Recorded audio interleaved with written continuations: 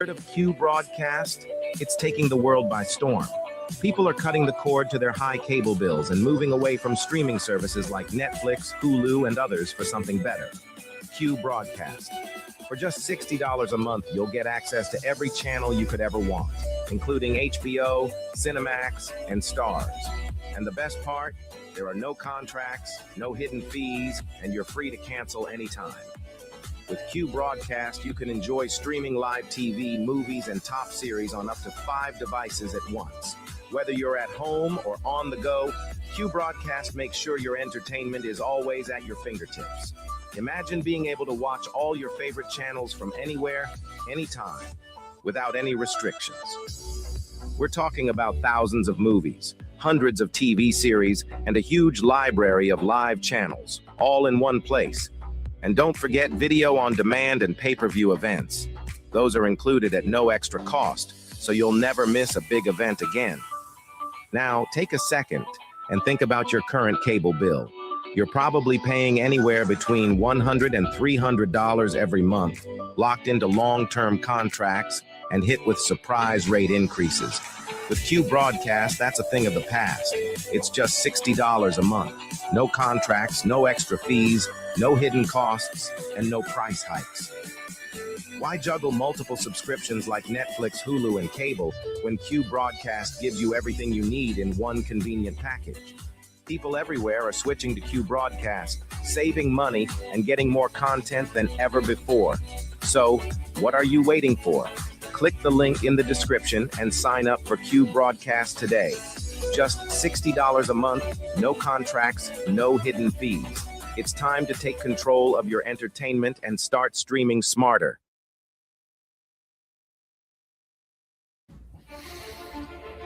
We live in a world where men are told it's harmless. It's just entertainment.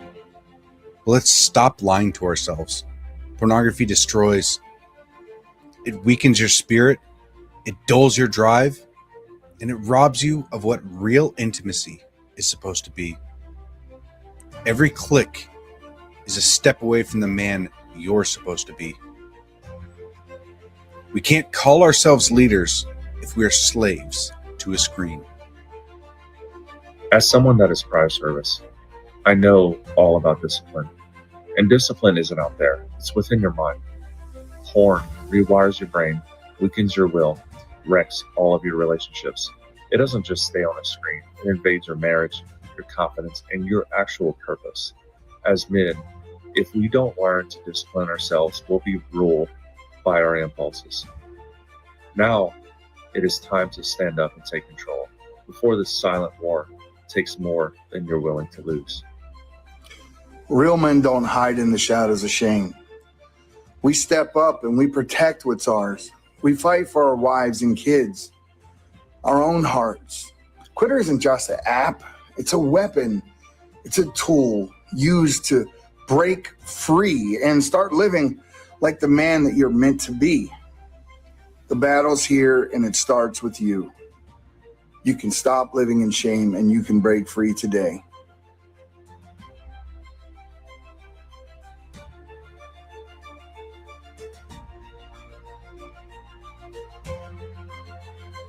Of Q Broad. Here at the Anomic Age, we know that these times of uncertainty are stressful. It is incumbent upon all of us to put our fears first and bow down to government tyranny.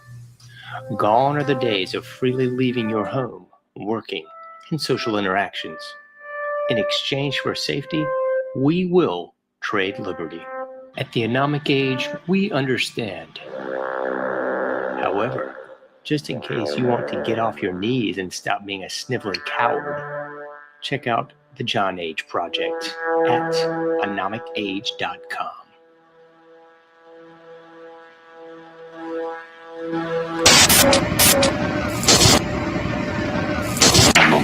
Meet Ann Morrissey, who is here with her daughter, Dareth. Dareth is 17 years old. Mrs. Morrissey, I don't have to tell you that most parents would be extremely depressed if their daughter came home one day looking like this. I assume that was your response: shock, anger, depression? What was it? I was extremely angry. I really went bananas. Yeah, how old was she when this happened? Possibly 13, 14 years old. We're talking like it's a disease, and Well, yeah. How did she explain it to you, Mrs. Morrison? there was very poor communication until we went into counseling. And it almost broke up our family. But through counseling and Serena, I can understand it better. What do you understand? That she feels like she doesn't want to be like everyone else, and she wants to be her own person. And through the dress code and her lifestyle, she's expressing this. It doesn't conform with our rules, but we're learning to cope, and it's a very, very difficult thing. Extremely difficult. Dareth, let's let you talk for yourself. You're from Long Beach, California. I just can't handle being like everybody else because that's what everybody else wants, you know. Just because somebody else does something does not mean that I have to do it. You know, I have my own morals and ideals, and I go by them. Are you drug-free, Dareth? Yes, I am. Is this a political statement then? Do you have some misgiving about the society that you see? Yeah, there's a lot of problems, you know. A lot of the people are really aware of what's going on, you know, and I don't like it, you know. There's a lot of problems. What? I don't like the way society is based. What bothers you? Give us some of the misgivings you have. The rich, the poor, the people starving, the wars, you know. Why can't, you know, everybody just get along and just live their life?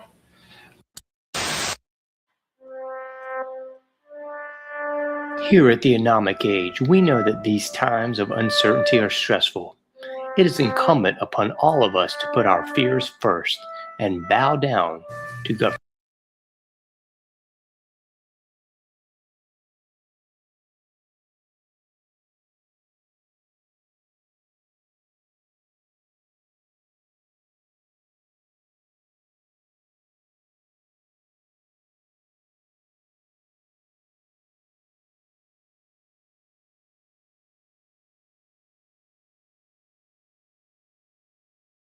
You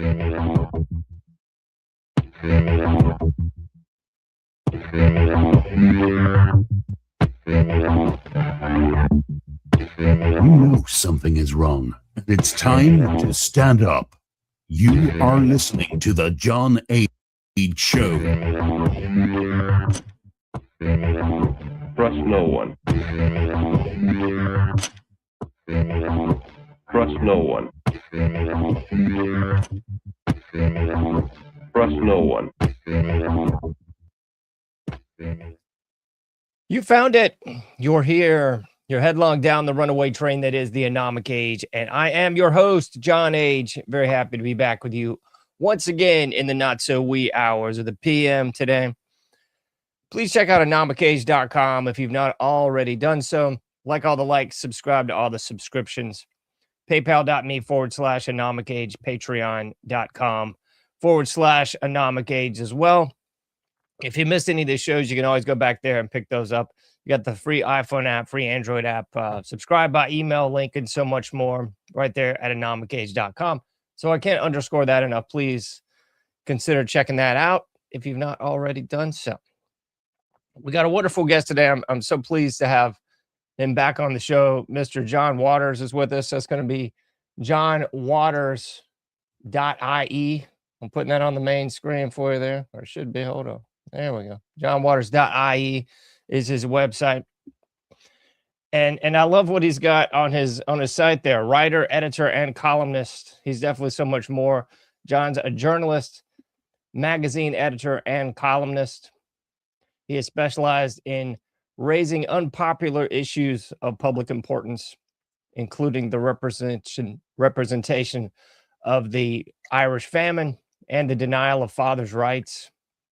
Several books out there. He's been on the show several times, and honored to have him back on, sir. Thank you so much, Mr. John Waters, for being with us today.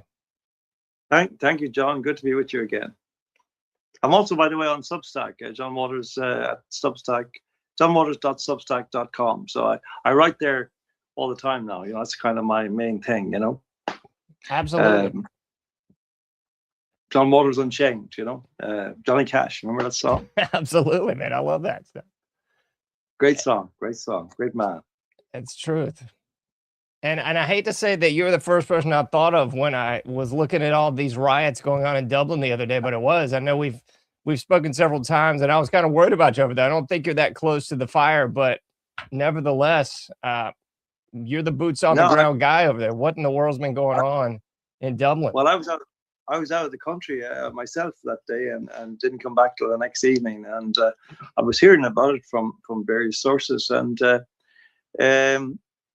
you know, it was shocking. I mean, in many respects, in the way it came through, and because the news was that some children had been stabbed in a street near the centre of Dublin, and that was the first news. And then there was further news about the identity of the assailant, who was somebody who, you know, he was from an African country who had come here 20 years ago, and all this information started to come out, but it was all unclear and very murky. And then the next thing, as the evening wore on, the story shifted, and it was now that people were beginning to come onto the streets and protest. But then suddenly you were hearing that there were riots and looting and all of this stuff, you know, and this had a kind of a familiar ring to it for me, you know, because this is what the police do, you know. Exactly. This is pretty much their primary function now, is to create massive trouble whenever there's anybody protesting in representation of an issue that the government finds inconvenient. So what they do is they send their interlopers in, they're agent provocateurs, they pretend to be on the side of the people who are demonstrating, and they start rows and they start fights and they start breaking things and smashing windows and all this sort of stuff. And of course the cops let them go for a while, and then they start battening all of the attendants, the normal people who are part of the demonstration. This is a standard thing. But you know, the story is very, very murky yet, because overall, because they still haven't revealed the identities of the children, or even indicated, you know, where they're from or anything like that. It's none of the normal kind of stuff that would follow journalistically on a story like this, where people would be talking to the neighbors, would be talking to family members, perhaps, you know, that you would have interviews about this. No mention. There is no sense of who they are. There was a woman with them, or some kind of a care assistant with the school. I don't really understand that concept, really. But she was severely injured as well as one of the girls. Apparently, both of these, the woman and the girl, are, you know, in a very serious condition in hospital, we are told. But frankly, we don't know what to believe. And it's very hard to say this, but, you know, more and more in our country, it's impossible to believe anything that the authorities tell you, because they lie and lie and lie from morning till night, from Monday to Sunday, you know, from January to December. That's all they seem to do. And of course, in the wake of this, immediately the so-called riots and looting and all that, the politicians come out. Leo Varadkar, the Taoiseach Prime Minister, came out to say that they were trying to rush through hate speech laws to deal with all of this. And of course, then you have the sneaking suspicion that maybe there's something in this whole package that was about this in the first place. Now, I don't know what that is. I can't really say. But certainly the rioting, so-called, has all the hallmarks of a police operation. Because, I mean, there is video on the go of actually police riot squad in riot gear breaking windows, shop windows. Clear video of a man. A man is challenging these guys. Like, what are you doing? Why are you doing this? You know?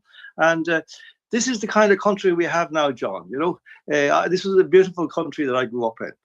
We didn't have anything like this.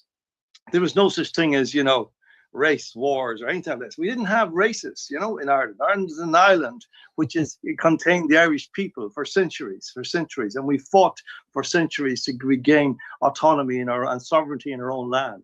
And almost as soon as we had attained it, or it even got to some level of sanctuary and peace, this started, you know. And these people that we have now, supposedly our leaders, you know, God knows where these guys came from. Like, they are the creeps of the earth. Really, they are the most disgusting people you would ever meet. Like, I don't understand what they're even in politics for. They're certainly not in politics for anything to do with the well-being of people. They are really deep interests who come into politics to undermine the system and to gain control of it on behalf of external agents. That's really what's happening. And the Taoiseach, the Prime Minister of Radcar, is, a WEF baby, World Economic Forum, which I just remind people again, the World Economic Forum, WEF, if you spell it backwards, you get FEW. And that's what they are for, the few, against the many. And that is the function of these so-called politicians now. And that's really what this has been about. I mean, there are children, we are told, who were injured and within hours of that story, and people were still coming to terms with it, when suddenly the media changed the narrative into, oh my goodness, the department stores are having their windows broken, my dear. Oh, suddenly the children are forgotten. And so I don't know what to make of this, and then you see we're being told by these politicians that the people in the who are protesting and breaking windows and looting, they were the far right extremists. There are no far right extremists. I say it again. There are no far right extremists in Ireland. All there have been, so depicted by the creeps running this country, is people who question the policies of this government, question the criminality of these politicians, question the criminality of the police. They are not far right. They are ordinary, decent citizens, the kind of people who 10 years ago would have been the epitome of respectability in this society. And now they are treated as marginal lunatics or dangerous criminals. They are being defined more and more as domestic terrorists. As I noticed in America, this is the latest tendency now of politicians to immediately depict anybody who disagrees with the government, whether it's about mass migration or LGBT or abortion or any of these things, to depict these people as domestic terrorists, so that you've had women being arrested. Dinesh D'Souza has done a movie now about this recently called Police State, in which he depicts women who went to their school meetings to protest about the imposition of pornography on their children. Next morning, or within a very short time, they would receive visits from the FBI knocking down their doors and taking them away in chains. This is the kind of world we have. And see, America has a huge influence in Ireland now because of the economic factors, the corporations who are based here and so on. And the influence of the Democratic Party, which is most malign in Ireland for many years now. And so this is where we are, John. It's as a brief sketch at this moment in our history. And the next step now is that they are going to try to implement, to put this legislation through. It's almost through, but it was stopped by a couple of people in the upper house, this hate speech legislation. They managed to stop it and get it postponed for a few months to have it examined and to look at it line by line. But it will probably pass. And I saw somebody drew my attention to Elon Musk, a tweet he put out there only, I think, yesterday. Yeah, I saw that. I was going to put it up there.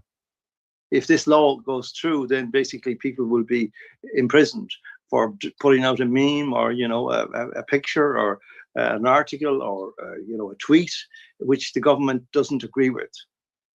And that's its sole criterion, because they call it disinformation, but that's what they mean, because they have a monopoly on disinformation in Ireland now, as indeed governments all over the world have a monopoly on disinformation in their countries. Man. And I already had the article put up, but the Irish police chief warns of further disruption by far right after Dublin riots. I mean, it's just so... Yeah.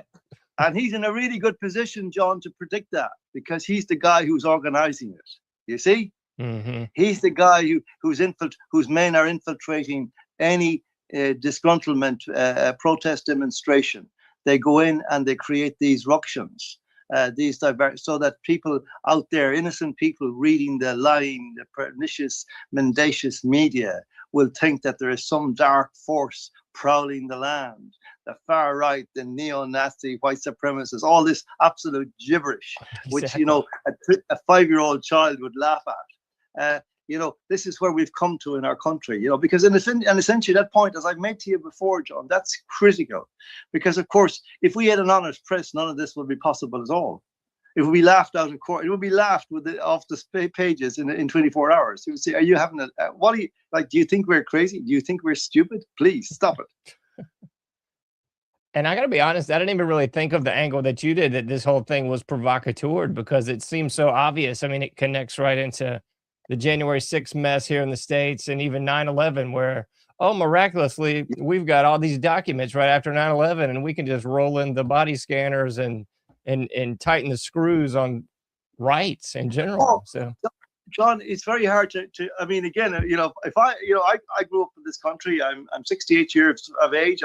If I heard somebody 20 years ago saying what I'm about to say now, I'd have said that guy's a crazy extremist. But I know this to be true, that the police here on Garda Síochána, which is laughably called, is Irish for guardians of the peace. They are the direct antithesis of that now.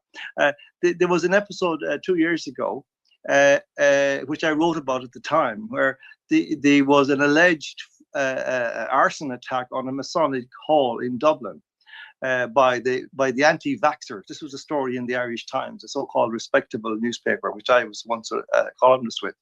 And the whole thing was set up, and there was graffiti on the street by which the anti-vaxxer had obligingly left there before he went in to do his business with the matches and so on. And it was something to do with anti-vax, but they didn't tell us what it was. And so I was investigating this, and there was supposed to be a man arrested at the scene, and he'd fallen out to a window, and he was in the hospital recuperating, but he would be charged.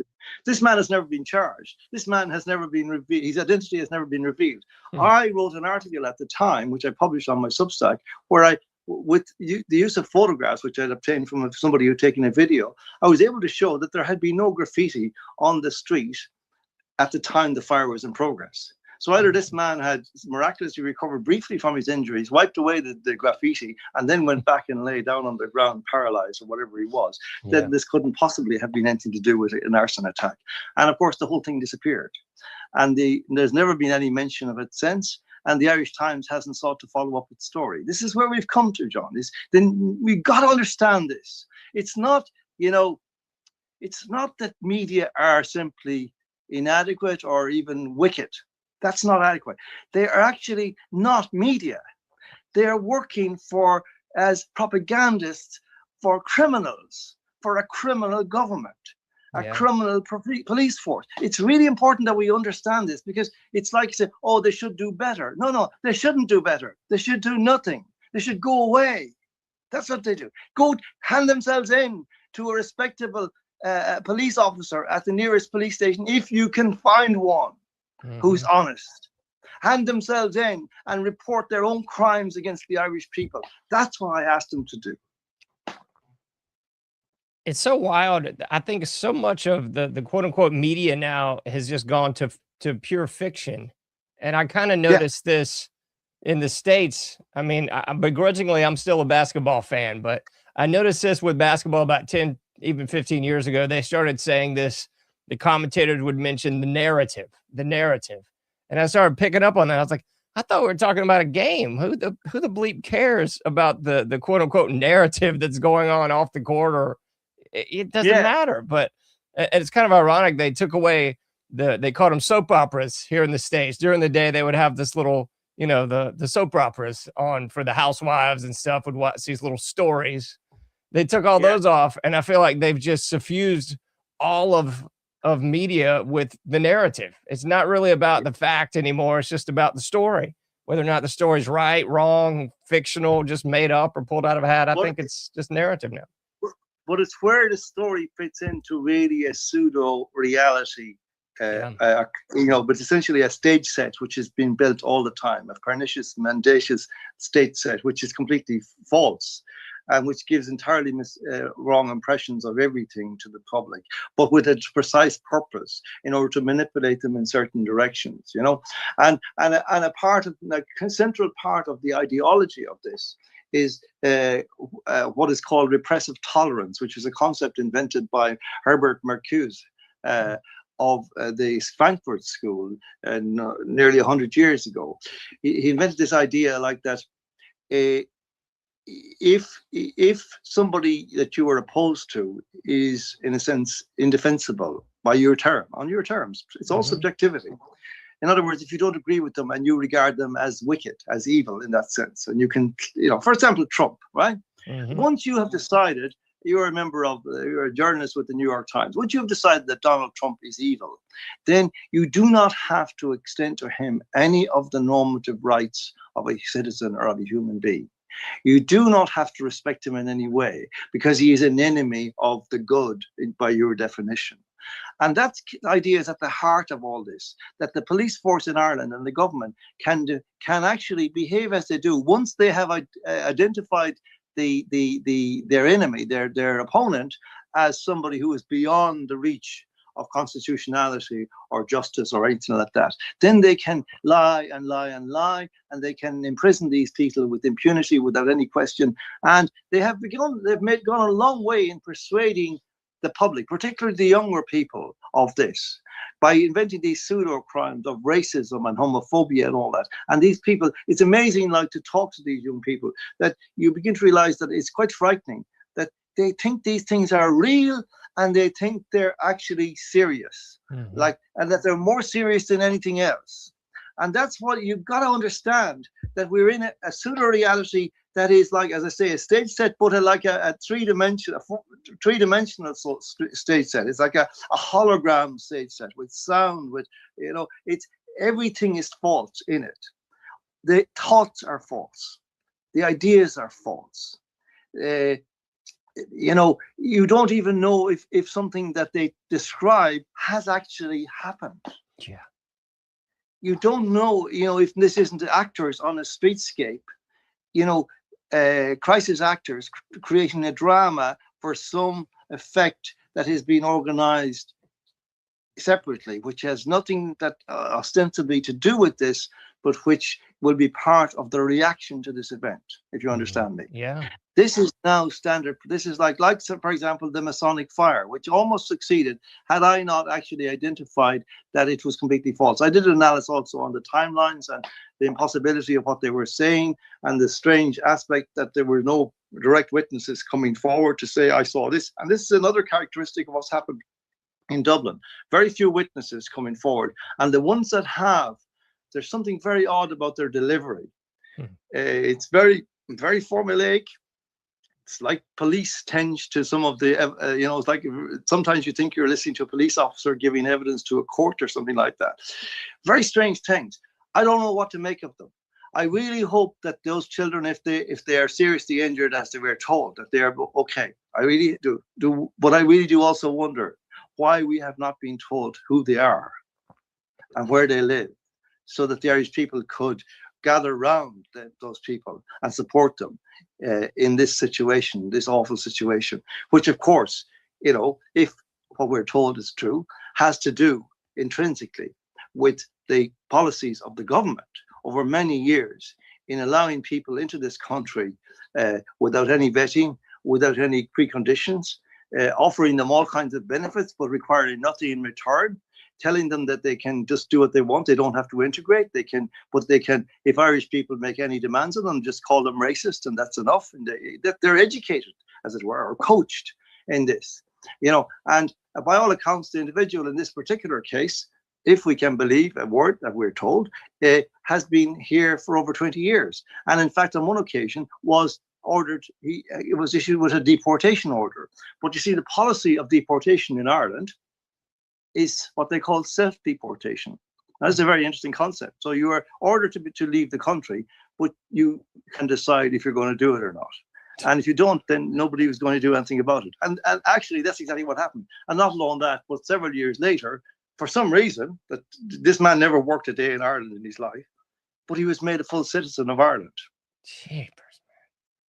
Like, so this is not, this is not unusual. This is commonplace now. And the extraordinary thing about this, John, not extraordinary, but revolting aspect of it, is that this is being pushed on the people.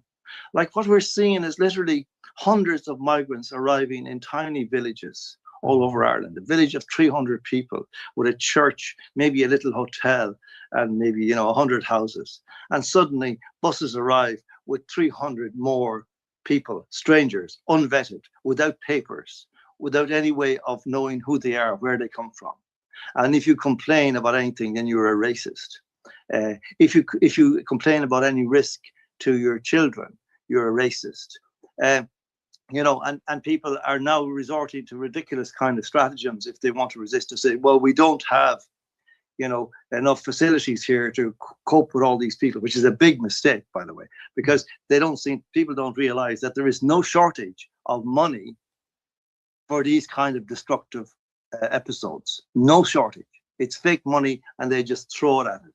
And so if you complain, for example, recently there's a situation where an old folks' home, an old person's home was reappropriated as an asylum center.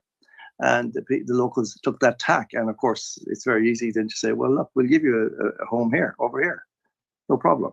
So you see, people need to be honest and say, look, we have built this community. Our people have built this community over hundreds of years to protect our families, to make sure our children are safe.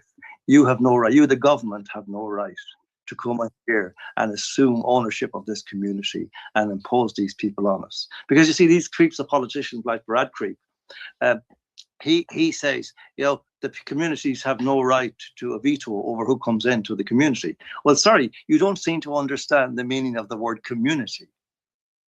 You know, community is a group of people who have lived together consensually and who cooperate in particular ways. And therefore, they have an absolute right to decide who comes in. Nobody notices this most of the time because people come in ones and twos. And they're the kind of people who are recognizable to the community as their names are available. They are taxpayers. They have a history. Mm-hmm. It's not the same as 300 men. And they're all men, by the way, young men. Arriving in the middle of the night and the people being told, these are your new neighbors. Mm-hmm. So this is where we are. I've described this now, John, and I'm stunning myself. I'm stunning myself with these descriptions. I cannot believe these things are coming out of my mouth, that this is actually happening in my country, which for all my life was run by, you know, some controversial guys over the years. But generally speaking, decent, solid, you know, intelligent men and women who had principles and honor and respect for the people above all. And now we have these thugs who are like a bunch of brigands who have broken into our country and taken it over by force and are treating us with absolute contempt and condescension. And these people, you know, then attack the Irish people or encourage these migrant proxies of theirs to attack the Irish people and call us names, call us racist. We are not racist. People come to this country, have always come to this country in an organic way and have been welcomed. Once you come, you know, in a reasonable way, in reasonable numbers, and, you know, you want to contribute to Ireland and you have something to say and something to do here, yes, come on.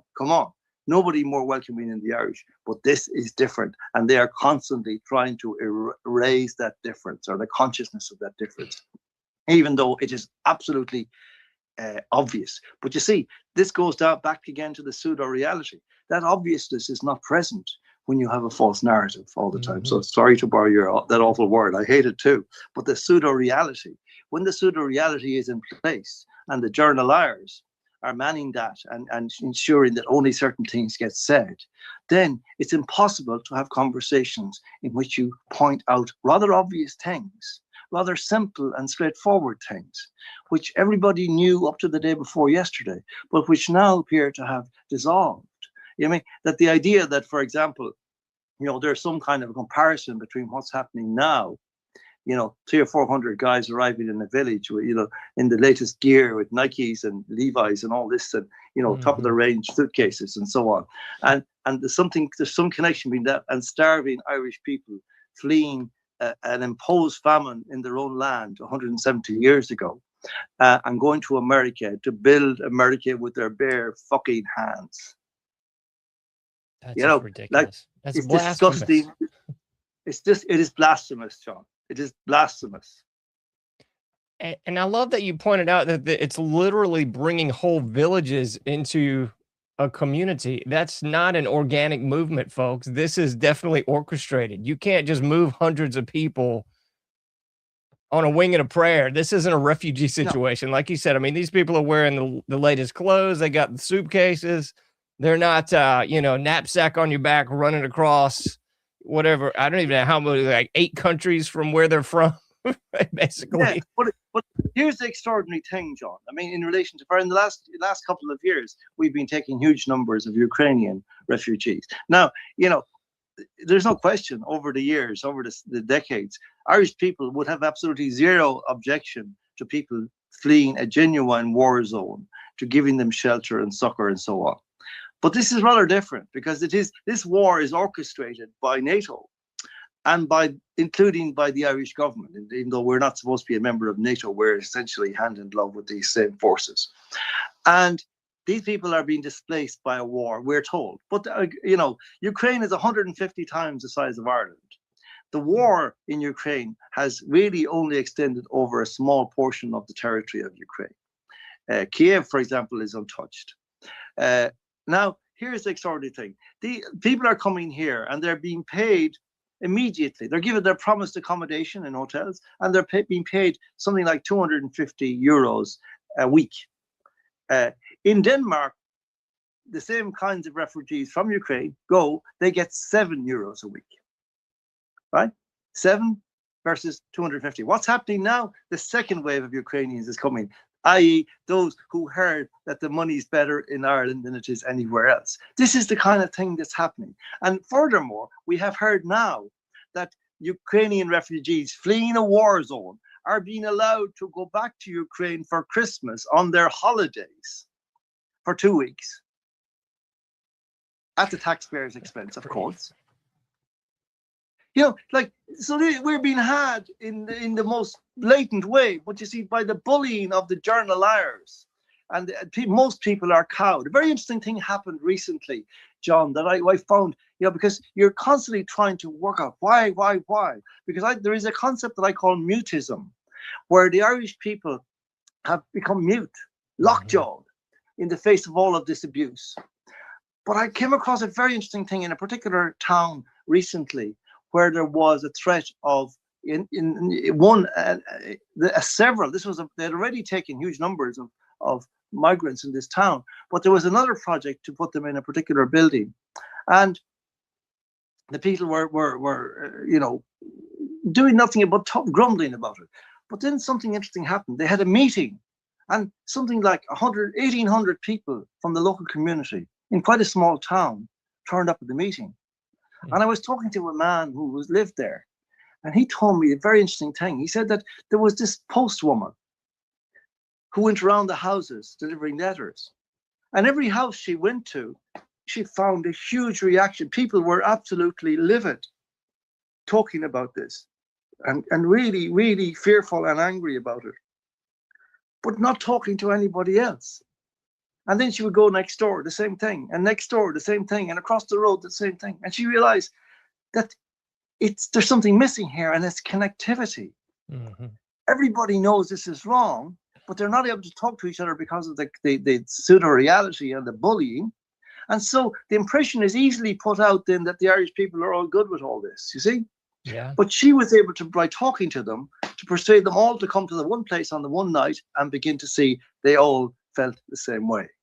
And really, that's a wonderful parable of what needs to happen in Ireland and other places, I'm sure, about this, because this bullying about spell words like racist and so on is being used for so long to basically dispossess the indigenous peoples of so many countries.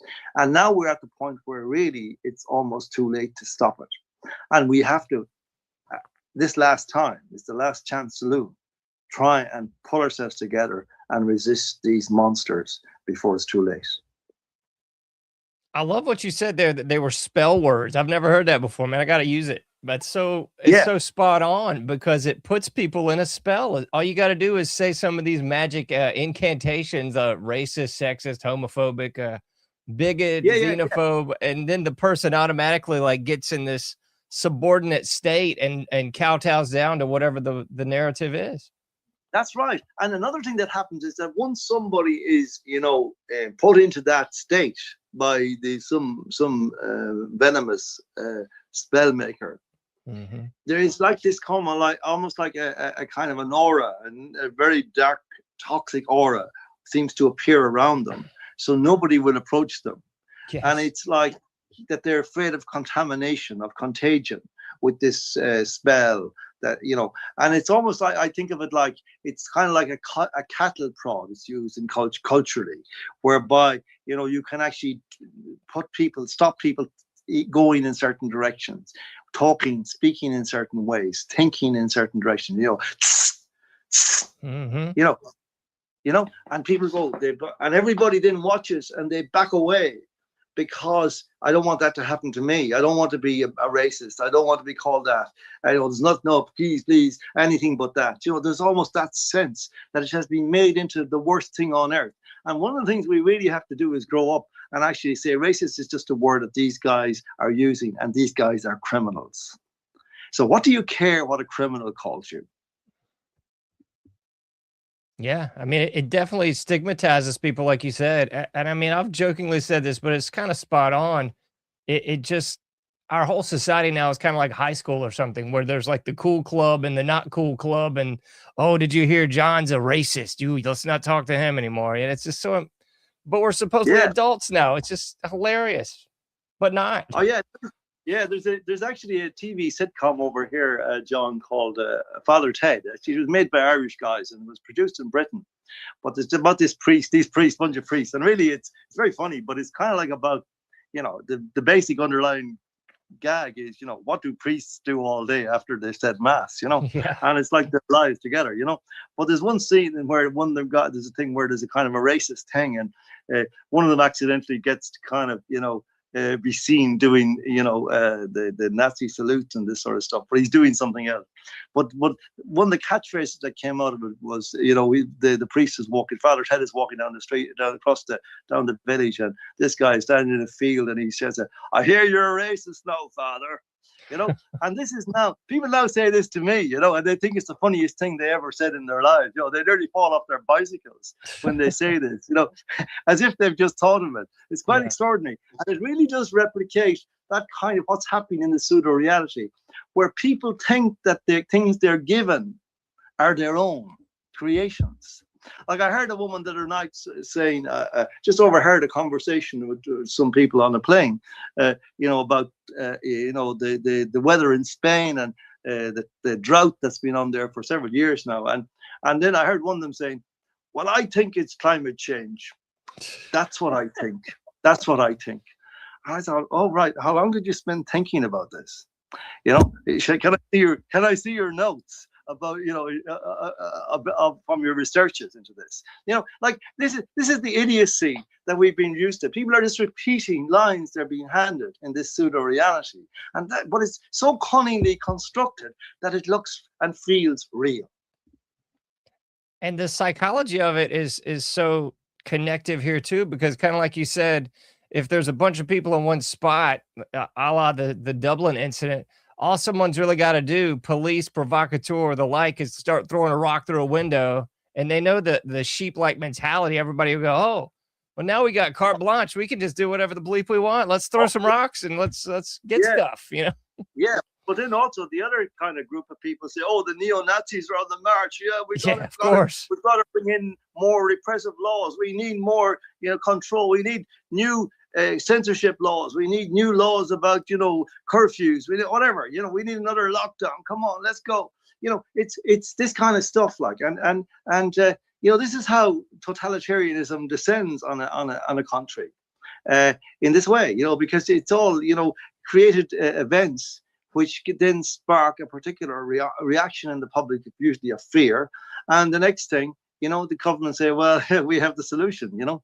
You just don't go out, you just don't leave your house. Well, you'll be okay then. We'll look after you. We'll deliver your food through the window by drone. Okay? No problem. And I think the COVID op was kind of one of the early harbingers of this. They were getting everybody used to, let's just get everything from takeout. Let's get the groceries delivered. Let's just self-isolate. And then they're going to start these different ops or false flags to pull people right into the fold. That was really a massive rehearsal for all of this now. You know, this is all they're doing. They just ran out a kind of a test run, and then they saw how different things flew or didn't. And most of them did fly, and now they're just beginning to do them for real. You know, like as if that was just you know, for a couple of years just to see how things would go. You know, it was all supposed to be 2 weeks in the beginning, but it ended up being 2 years, and now it's going to be the rest of time as far as they're concerned.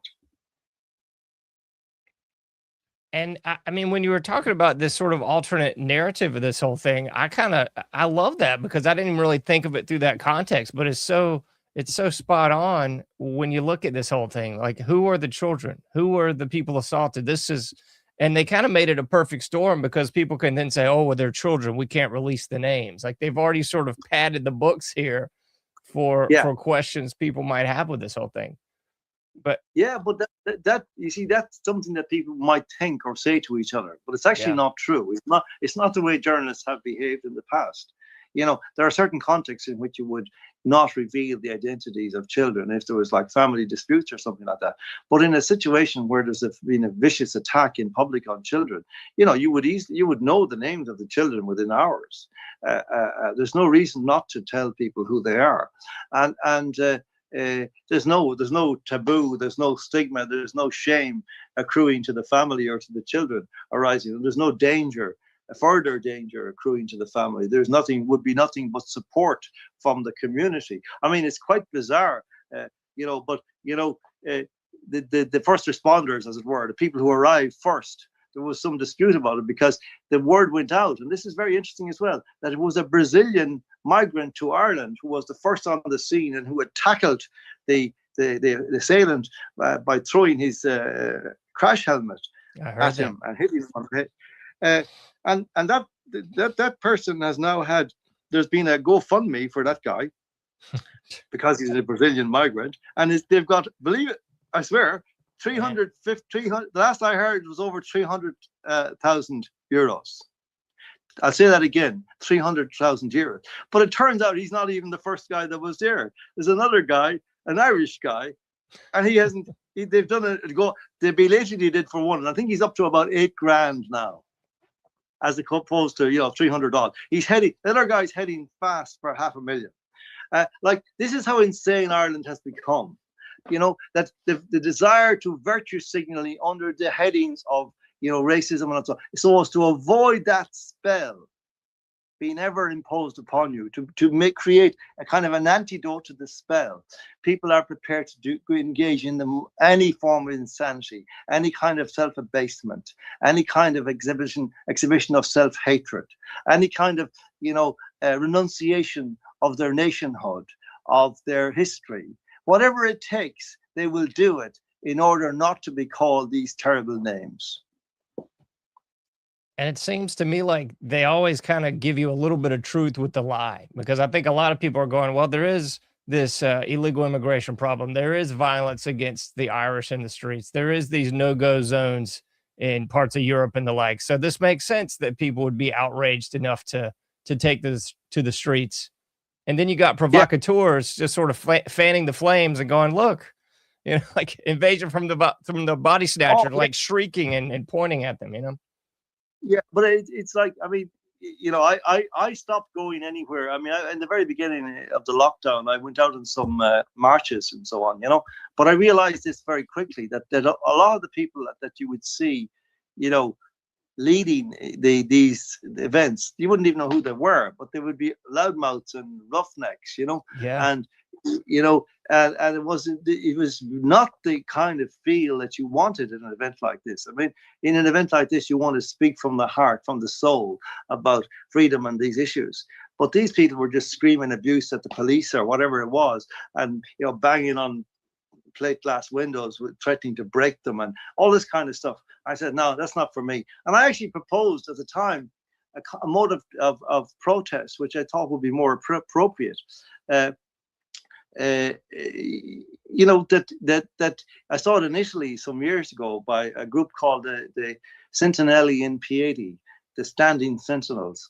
And what they did in a situation where there was an issue that they were mobilized on, they would just simply turn up at the government buildings or whatever it would be, official, you know, in town square, whatever, and each one would have a book, any book, and they would stand a meter apart, in phalanxes, in the square or whatever, and read silently from this book in front of the authorities. And I thought that was a very powerful statement, the silence, the passivity, and yet the presence, the moral statement that represented was far more effective than, screaming and shouting and kicking and all that stuff that you see in so many of these protests. And because that's what the authorities want. They want to, because they have a monopoly on state violence, on violence, on official licensed violence, and they can do it far better than any bunch of citizens can do it. I mean, it's like here in the States, I've said many times on the show, I wouldn't go to any of this mess anymore because it's all provocateur. No matter what quote unquote group it is, it's almost always a Fed involved. And before you know it, it'll turn from a sit-in to a full-blown riot if they just throw enough rocks or get some provocateurs to push some cops or whatever. I mean, it's a mess. I know that myself. I remember being in Washington there a few years ago, and there was some event upcoming. And I remember seeing bags of rocks left along the path of where the demonstration would be going along. I thought, this is interesting, isn't it? Like, this is what we've come to. You see, this is extraordinary, John, when you start to, meditate on it as the meaning of it, because it means that the purpose of government is no longer in service of the people, to make life easier for the people, to serve the people, to give the people the things they need that the government can supply. And it's now really to manipulate reality on behalf of some hidden sponsors who want to manipulate the people in different directions. And that's now what government is. And that's a very scary thought when you start to think about it. What does it actually mean in its granular nature? Like what exactly, and we see it, what is going on now is really the granular nature of it. It's pretty clear to us now that they want to basically return us to a neo-feudal reality, post-work, post-human meaningfulness, post the world that we have known all our lives, in a world which will be the people will live in hive cities, in little pod apartments, and they will be sitting with screens all day and be allowed perhaps out for an hour of exercise, and they will have the delivery of food, whatever, twice a day or whatever it would be. And this will be the life of the human. Yeah. Now it doesn't take a genius, given what we know about human nature, to work out where that's going to lead. It's going to lead to the obsolescence of the human race and its eventual removal from the planet. Because of course this will also be accompanied by the end of organic procreation.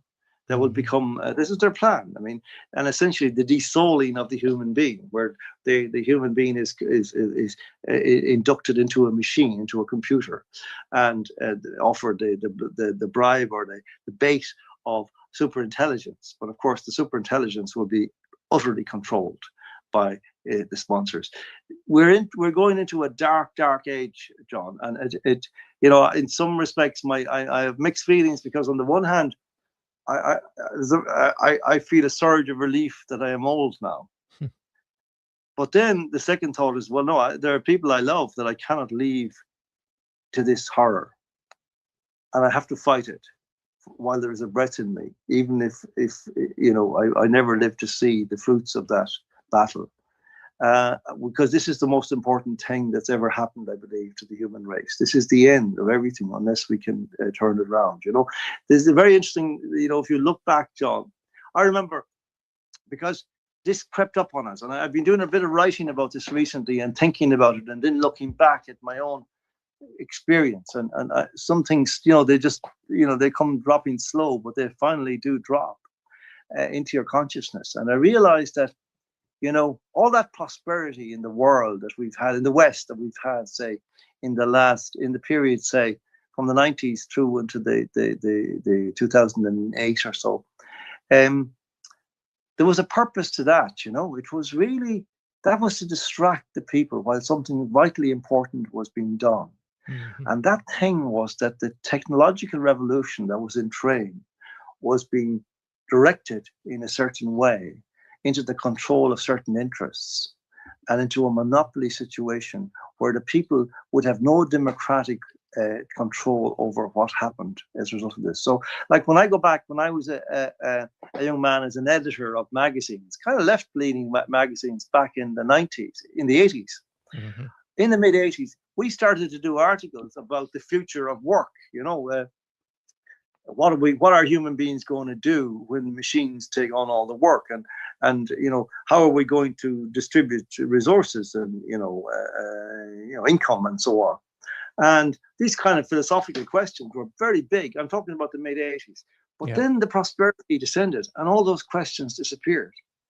And everybody says, sure, we're fine now. What's to talk? What's to worry about? Stop talking about all that stuff. You're negative. We want to enjoy life, And then we come to 2008 and then 2010, 11, 12. And by the time the second decade of the millennium comes in, it's beginning to be clear that the world is kind of changed under our feet, and that all of this new technology is now there, but it's in the control of a very tyrannical system, and that it is not in any way democratic.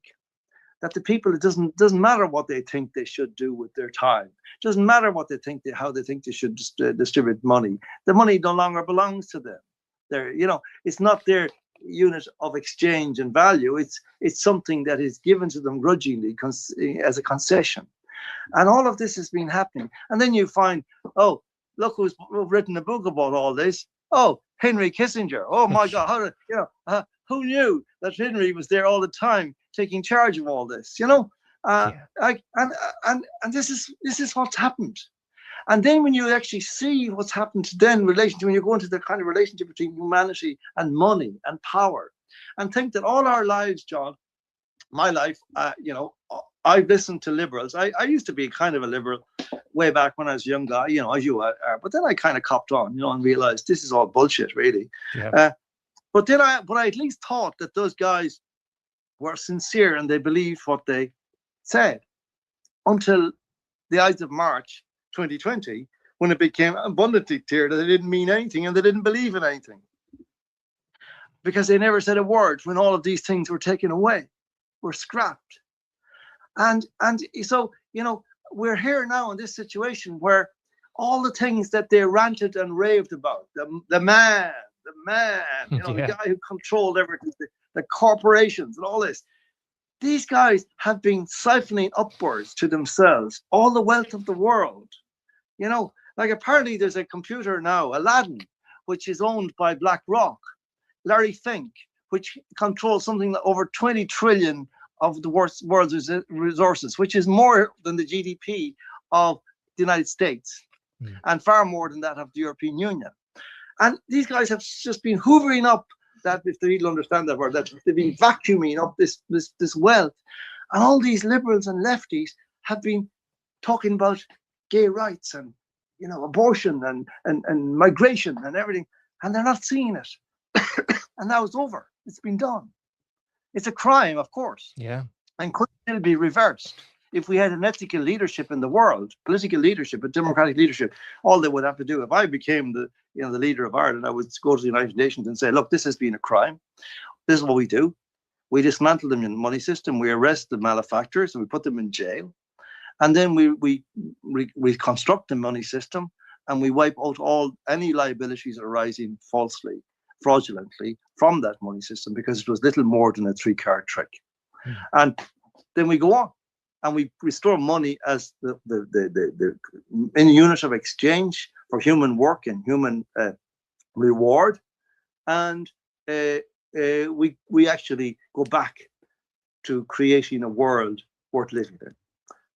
But that's the last thing on anybody's mind now, and certainly the last thing on the mind of Leo Varadkar, or Brad Creep, as I call him, the Prime Minister of Ireland. God help us. That's the truth, I swear.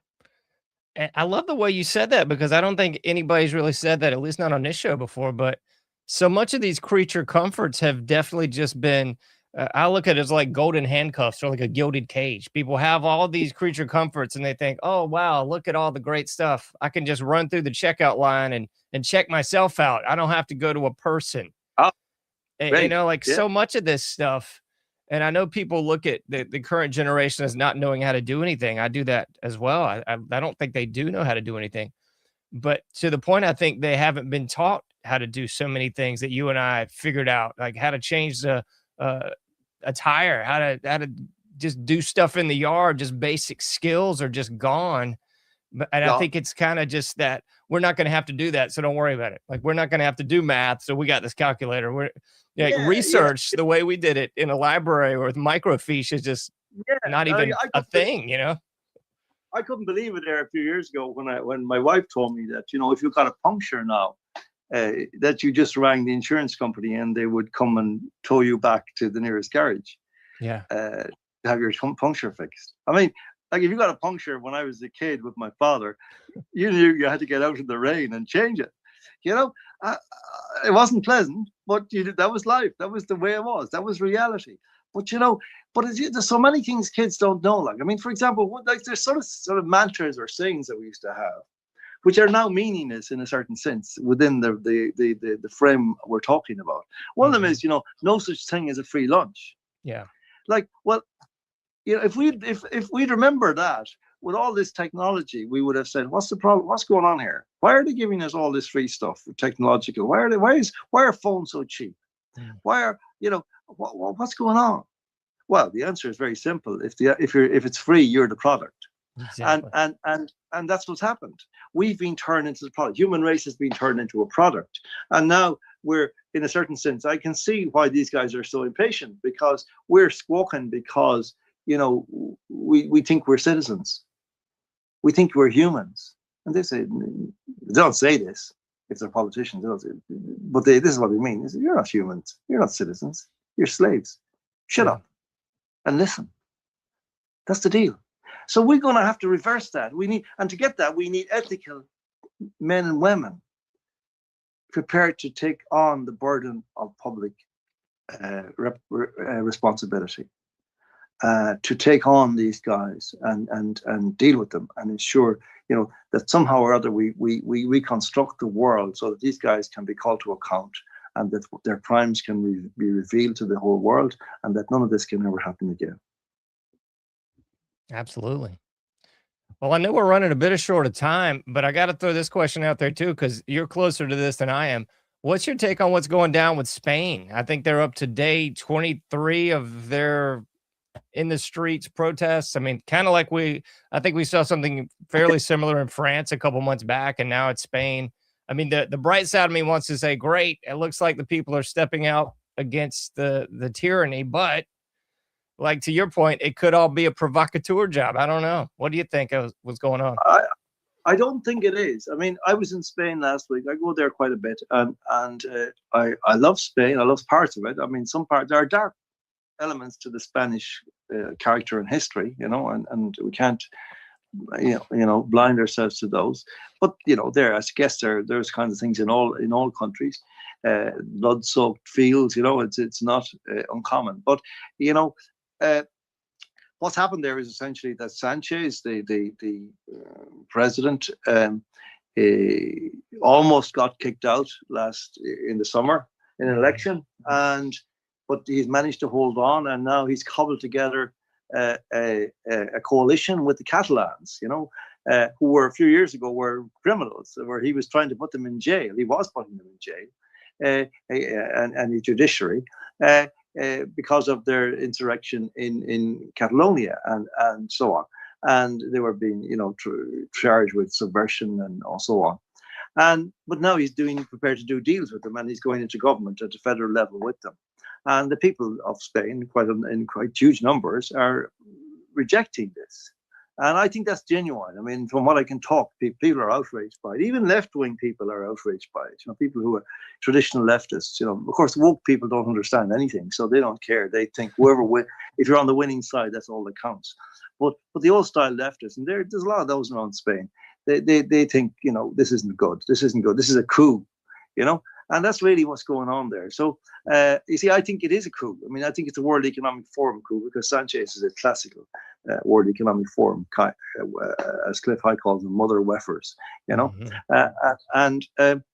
So I think that's what's going on, and and it's very interesting because I look at Spain and where we go in Andalusia, which is down the south. It's the kind of where the Costa del Sol is, but we're in bit inland we go, and it's a beautiful part of Spain and really historically very, very rich and so on. And what I find in the villages of Spain, it's like going back to my childhood, in the west of Ireland.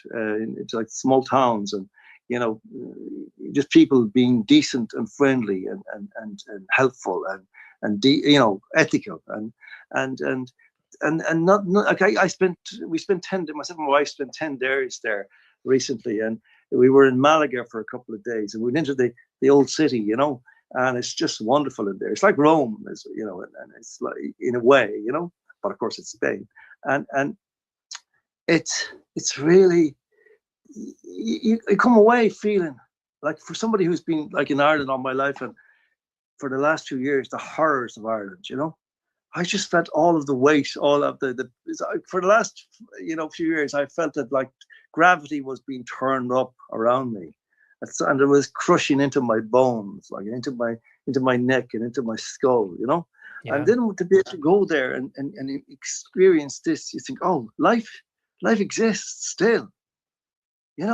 humanity exists still on the planet, and then I come back, and of course, from the minute I come back, the horror starts again. Literally, I'm attacked by a woman in the airport for starting the riots in Dublin the night before, and a policeman is rude to me at the passport office, and I get into a row with him, and and then I come out and drive my car, and next thing, I nearly drive over a young guy, on the street. I was lying prone on the road in the dark, absolutely paralytic from alcohol.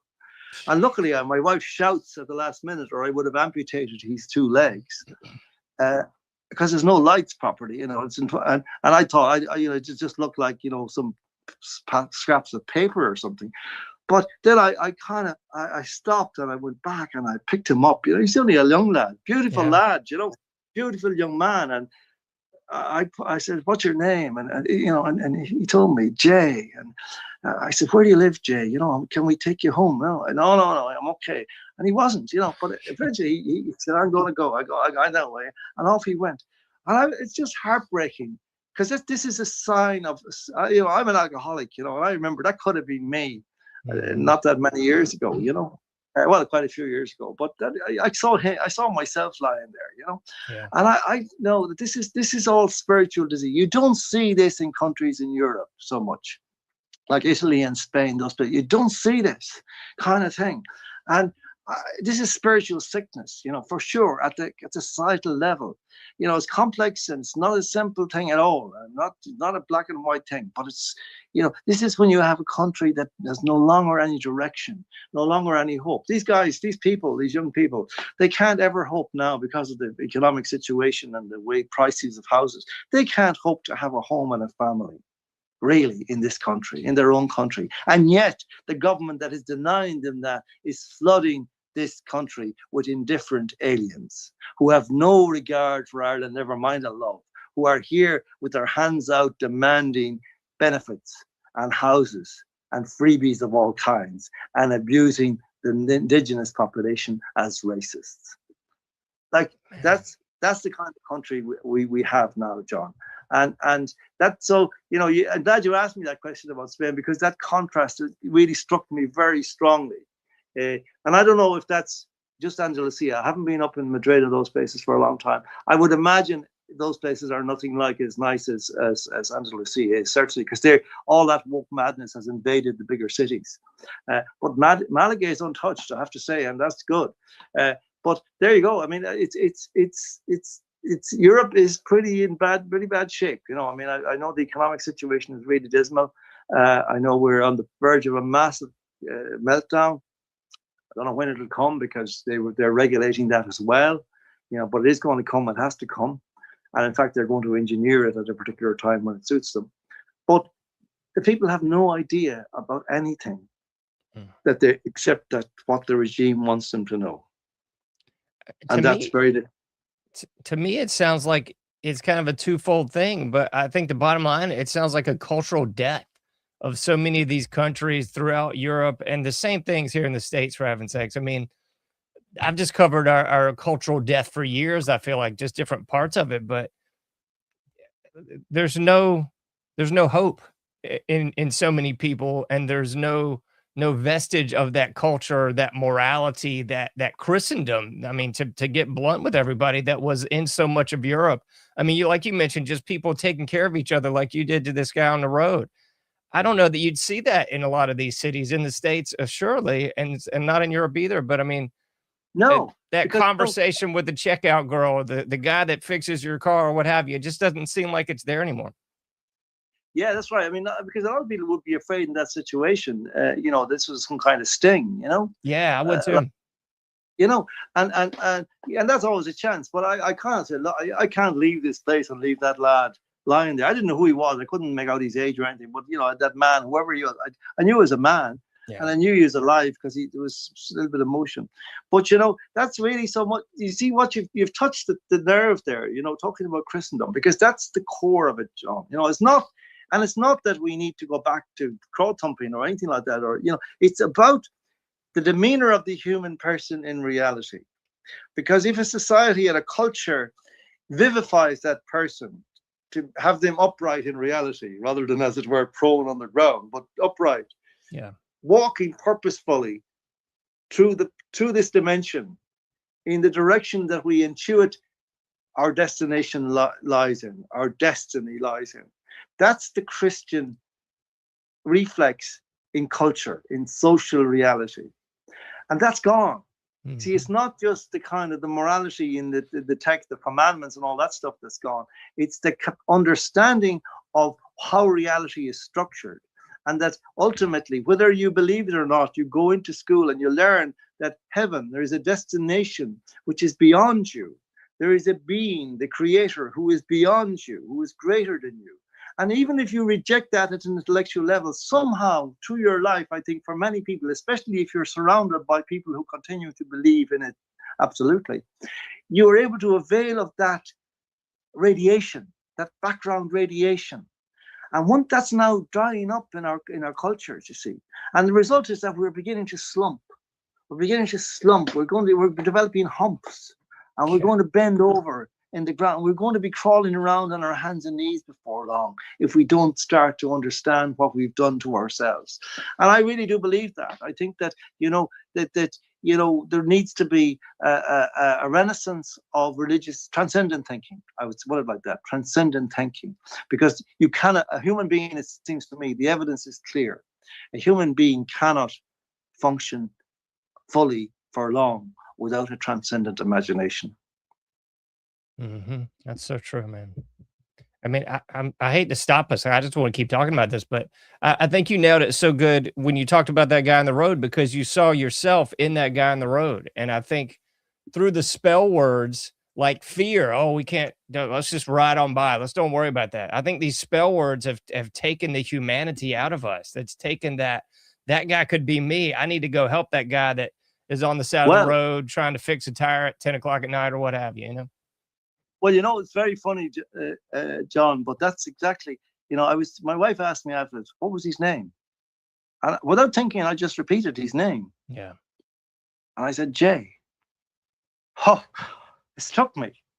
This is me, Jay, John. Yeah. This is me. I met myself on the road. Mm-hmm. 30 years, 40 years ago, the way I was 40 years ago. That's chilling. And that was the meaning of the whole thing, and I think more and more, John, in my life, I see this, incredible as it may seem, that it's like that I am now in the final act of a drama, of a play, in which all of the elements that were set up in the first two acts are now converging, and I'm being called to some purpose. And I think perhaps every life is supposed to be like that. I don't know, because I only have my own, and I don't hear people talking about these things because they talk as if everything is random, and but I don't think that things are random at all. I don't believe in random. I believe that random is an absurd idea. Really, it's just that we don't really pay attention to what's going on. So this is what I think that episode really. It's I don't want to kind of I don't want to in any way big myself up, about it, because what I did was very little. And in fact, I felt when he had gone, did I do enough? Like, should I have insisted? Should I have pulled him into the car? But he was walking away, and it was almost comical, because he knew that if he had to walk faster, he would fall, he was taking off at a rate of knots. So I said, well, please God, he'll get home safely wherever home is. That's true. I mean, I think we're hardwired to try to help each other and to try to do exactly what you did. It's so true, man. There is a Christian empathy that we don't recognize, that we think that empathy is something naturalistic in humans. No, it's a culture enculturated. And there's a Christian empathy, the Good Samaritan, that story, these mythologies are in my bones. Like, it's not me that's good. It's that these mythologies remind me of who I am and who others are. And I would hope that in that way we can somehow recover what we've lost in this absolutely extraordinary, almost ubiquitous sense. We've lost everything. But is it too late? I hope not. I hope not too. Well, John, man, I hate to end our conversation, but we've run over an hour here. We could run a couple more, I know, man. But what's the best place for people to find your work? I know you're on Substack as well as the John Waters IE. Yeah, John Waters Unchained, johnwaters.substack.com. You'll get me there. I do a couple of articles every week and videos or whatever, and interviews. I'll be putting this interview up, so whatever, I always do that. But that's what I do. And I mean, I'm hoping next year I'm going to bring out some books of the material I've been writing in for the last few years, which is like up to about 2 million words now, which I've made up is 21 volumes. So it's going to be a busy year, John, That sounds great, man. It's inspiring. I love the work you're doing. So thank you so much, John. If you'll stick around for a second, I'll say goodbye to you off the air after I close up here. Perfect. Well, folks, if you missed any of that, fear not. You can rewind it and listen to it all over again. That's what I would recommend. Take some notes. You need to. You can't do everything, but you can do something. Please try to get out there, do your part, make a difference. I'll be seeing you sooner than later in the anomic age.